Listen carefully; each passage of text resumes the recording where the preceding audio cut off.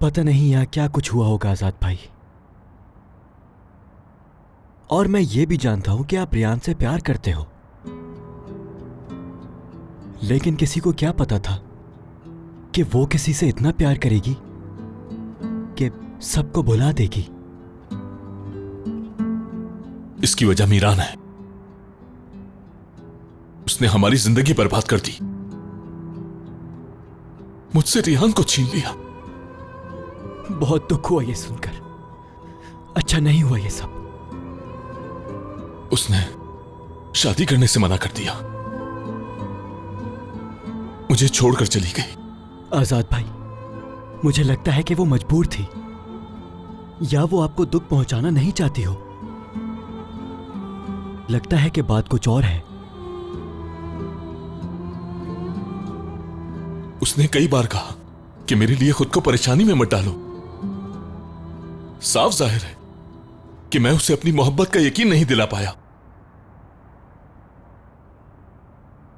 अगर मुझे दोबारा मौका मिला तो मैं एक बार फिर कोशिश करूंगा कि। भाई अब आप क्या करेंगे? क्या करूंगा मैं? उसकी आंखों में देखूंगा और उससे पूछूंगा कि तुम मुझे चाहती हो या नहीं। उसके बाद शायद खुद को यकीन दिला सकूं कि वो अब मेरी नहीं रही। शायद उस वक्त उन आंखों को भी, अपने बचपन को और अपने घर में बसने वाली हर याद को, सब कुछ भुला सकूंगा मैं। ठीक है भाई, अगर आप ऐसा ही करना चाहते हैं तो ठीक है,